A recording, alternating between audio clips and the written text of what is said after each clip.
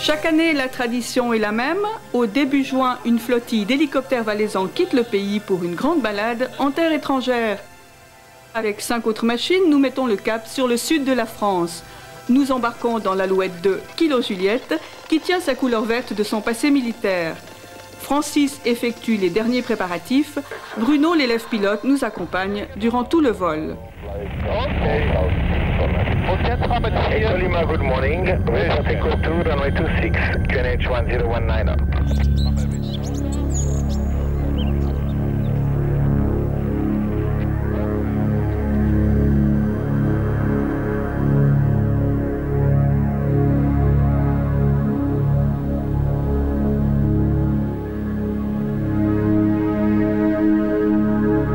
Première escale en direction de Grenoble, où nous devons faire la douane et nous ravitailler en carburant. Dans les Alpes, nous volons au milieu des vallées. Les câbles sont nombreux. Oui, alors il y a des câbles. Bon, on est un peu plus haut maintenant, mais il y en a ici sur la droite, mais il y en a aussi devant nous. D'ailleurs, on voit le téléphérique. C'est vraiment un câble qui est méchant, hein, qui n'a pas de pylône intermédiaire là. Hein. On ne le voit pas. On est pourtant à côté du câble, on le voit pas.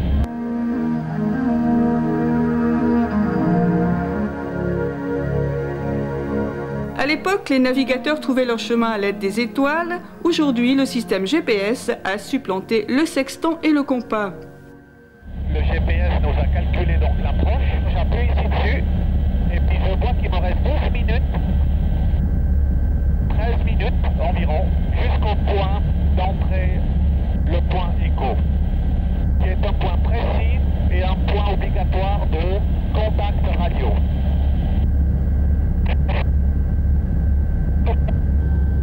Correction, Kilojet, vous laissez passer l'Airbus devant vous et vous poursuivez. Ok, je laisse passer l'Airbus devant, merci. Québec Kilo, vous rejoindrez le parking derrière l'Alouette 2 sur votre droite et vous vous mettrez sur sa droite. Québec Kilo, je rejoins l'Alouette. Premier briefing, premières impressions. Pour Bruno, le pilotage de l'Alouette est une première. Ja, heute bin ich das erste Mal Turbine geflogen. Ja. Jede Maschine ist verschieden.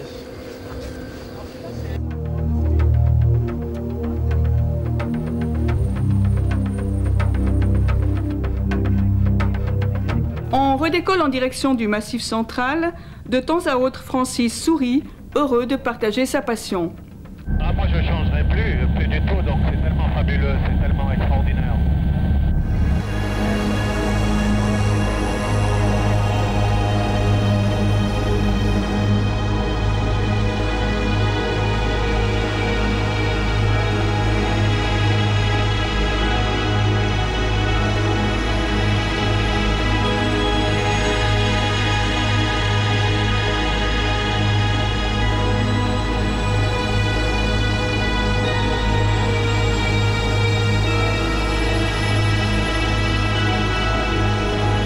Durant l'été, ils sont des milliers à emprunter le chemin GR65 qui relie Le Puy au petit village d'Aubrac, autre étape historique du pèlerinage de Saint-Jacques-de-Compostelle. En temps normal, il faut compter une bonne semaine de marche. Avec nos hélicoptères, quelques minutes de vol auront suffi.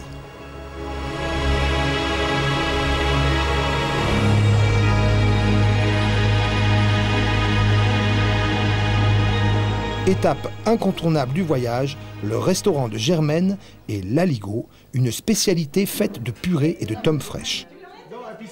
C'est un plat qui ne se faisait que 2 fois par an. Pour la fête de Saint-Jean-Baptiste et la Saint-Géraud qui était la clôture des estives. Vous avez vu, ils décernaient le ruban de l'amitié, chacun tenait son assiette. Il ne fallait pas couper le ruban de l'amitié. C'était très important et les gens chantaient, dansaient, se réjouissaient toute la nuit. Vous voyez bien que ça fait rire. Et ça réunit les convives et puis l'émotion fait partie du menu.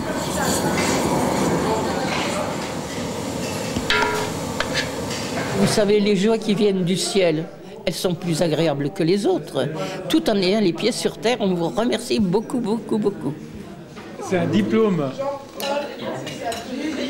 Il y a une chose qui est très très importante pour nous dans les sorties qu'on fait, c'est de bien rire. Et quand on rit pas, c'est que la sortie n'est pas réussie. Donc on avait bien démarré. Le détour au Puy-en-Velay nous a fait consommer plus de kérosène que prévu. Nous grimpons dans le Long Ranger pour alléger l'Alouette. Francis tente de rallier Aurillac, le prochain point de ravitaillement, sans succès. Il me reste 12 minutes. Et t'en es où avec l'aiguille, avec la lampe? Je pose avant. Alors tu nous donneras un weight point, hein? Bonjour. Je vais quand même essayer de choper une route et s'il y a une petite station, là, si j'arrive à trouver quelque chose, si c'est pas trop loin.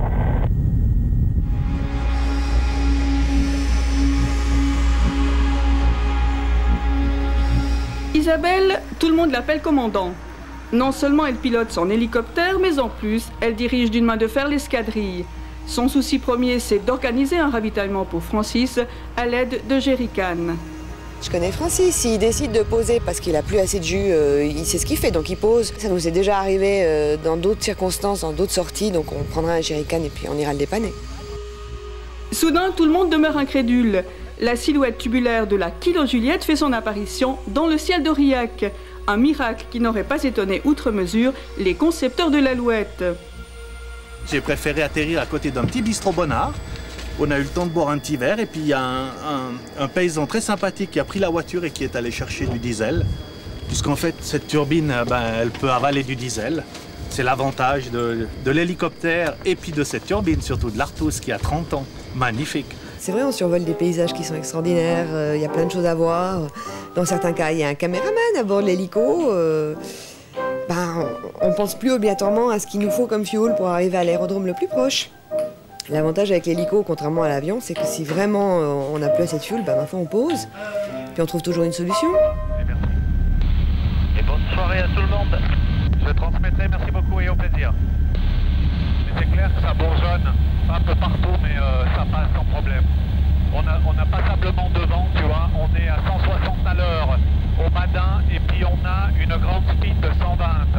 Ça veut dire qu'on a pratiquement 40 km/h de vent dans le nez. Hein. Donc à part ça, ça va bien.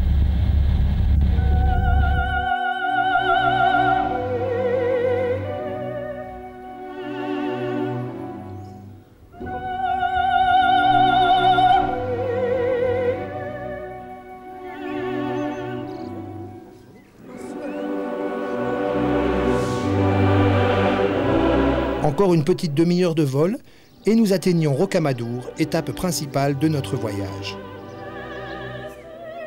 Deuxième site classé de France après le Mont-Saint-Michel, la Bourgade est l'un des hauts lieux de pèlerinage du pays. En 1166, la découverte du corps parfaitement conservé de Saint Amadour fit du village un lieu de culte pour toute la chrétienté.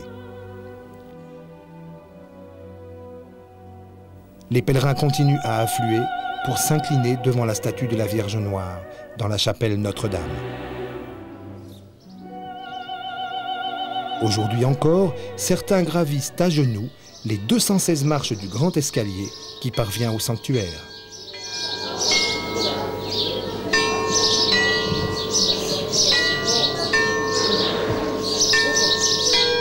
Au cœur de la cité, on découvre avec émerveillement la Grande Rue, étonnant témoin de son prestigieux passé médiéval. Pour desservir ces différents sites, la bourgade s'est dotée de 2 énormes ascenseurs qui constituent un passage quasi obligé pour les touristes. Les rapaces font partie de la tradition du Lot. Sur les hauts du village, le public peut visiter le Rocher des Aigles, où sont élevés des oiseaux destinés à la réintroduction.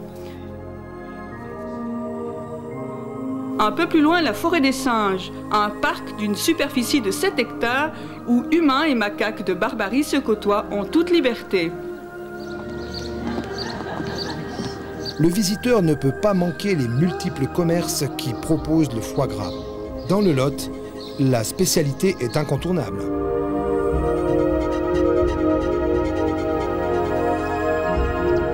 Après 4h30 passées entre ciel et terre, nos pilotes ont fait un vrai festin, histoire d'allier le plaisir du vol et celui de la bonne chair. Ouais, c'est super Christian, rapproche-toi encore, les autres vous maintenez la même direction. Hein.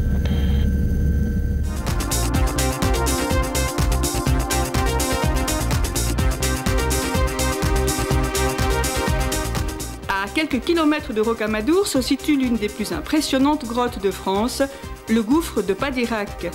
En 5 minutes de vol, nous atteignons le parking préparé à notre attention. Tout le monde atterrit en formation serrée.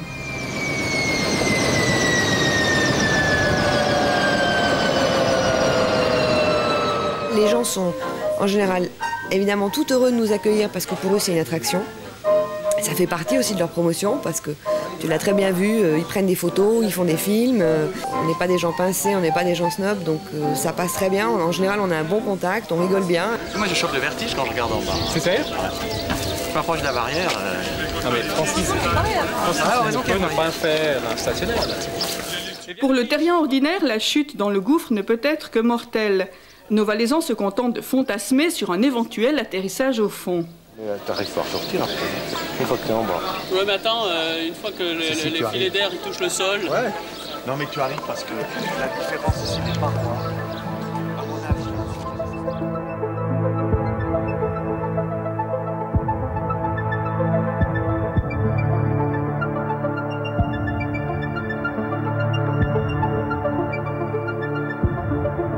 L'énorme trou ne représente que le côté visible d'un ensemble complexe de grottes. Pour les spéléologues, l'exploration des kilomètres de galeries souterraines est un vrai régal. Chaque année, le site accueille en outre 400 000 visiteurs qui parcourent 1100 mètres de trajet, en partie à pied, en partie en bateau.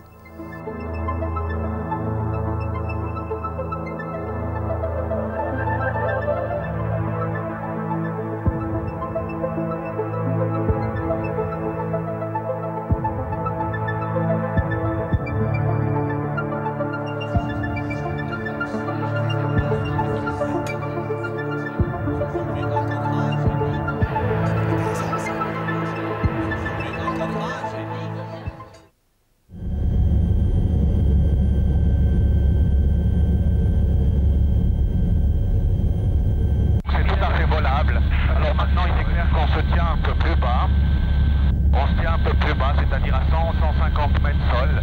Et là, ce qu'il faut bien observer, eh bien, c'est les lignes électriques, quoi, qui est toute grande, parce qu'à 150 mètres sol, on devrait déjà les éviter toutes, quoi, il n'y a pas de problème. On quitte le Lot pour revenir à Montélimar. Sur l'aéroport de Rodez, les pilotes démontrent leur dextérité. Tout le monde, ou presque, peut y parvenir, c'est juste une question de pratique. Ça s'apprend comme autre chose, mais c'est une formation qui demande un peu de persévérance et de patience, beaucoup d'attention, beaucoup de concentration.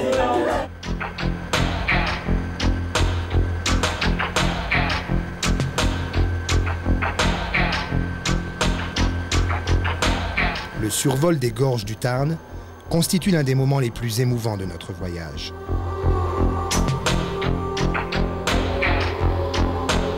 Au fond de la vallée, il y a ces châteaux sortis tout droit des contes de fées. De temps à autre, nous adressons un petit signe au rafteur.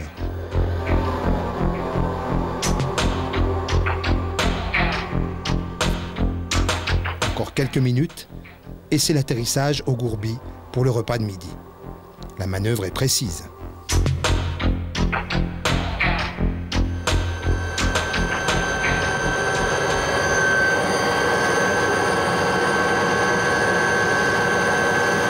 On a la capacité de poser en campagne sur des terrains qui ne sont pas très faciles, où il n'y a pas beaucoup de place.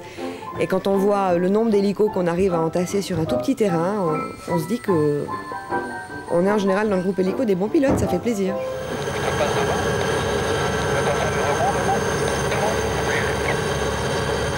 Un petit saut de puce nous conduit jusqu'à la grotte de l'Aven-Armand, l'une des plus intéressantes curiosités géologiques de la région.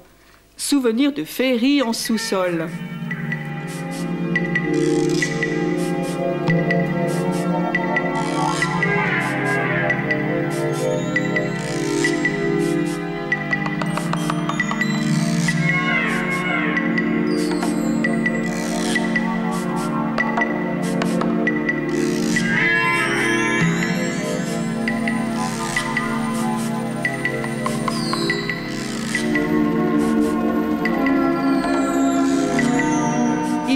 Argementon de rallier Montélimar, ultime étape du voyage avant le retour à Sion. Durant 3 jours entre ciel et château, le rêve a été complet. Un rêve qui a un prix. Pour obtenir une licence privée d'hélicoptère, il faut débourser environ 18 000 francs répartis sur 40 heures de vol. On a des gens qui ont les moyens de mettre effectivement beaucoup d'argent pour se payer des heures d'hélicoptère, mais il y a une autre catégorie de gens qui font les efforts de mettre de l'argent pour leur loisir, et c'est une question de priorité. Si on prend un budget de l'hélico dans notre club, avec un budget d'environ 5 000 francs par année, on peut faire son loisir de façon vraiment intéressante. Pour 300 francs de l'heure, vous pouvez louer le Robinson R22 biplace. Pour promener toute la famille, c'est plus cher. L'heure de vol en Alouette 2 est environ 2 fois plus onéreuse. Pour un usage privé, il y a la possibilité de mettre aussi plus de personnes à l'intérieur de l'hélicoptère, ce qui fait que le prix de l'heure divisé par le nombre de personnes revient relativement bon marché.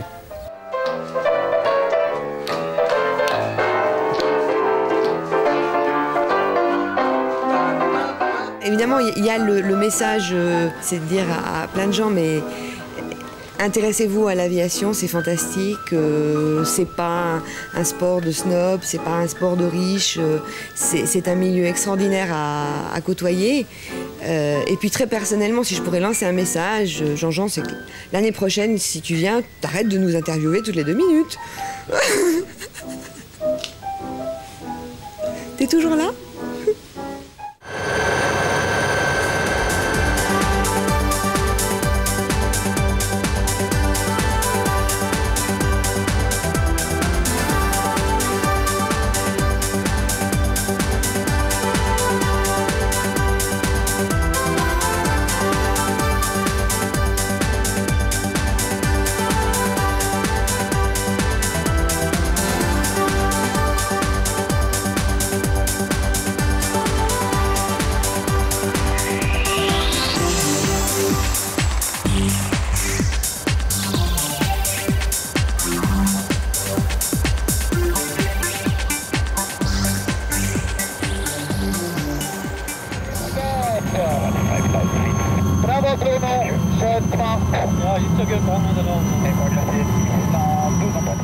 Écoute, je suis heureuse parce qu'il pleut, c'est fantastique, on est revenu en vallée et puis surtout on est tous revenus indemnes. Et ça c'est mon plus grand plaisir. Alors t'es prête pour la prochaine? Prête pour la prochaine, bien sûr.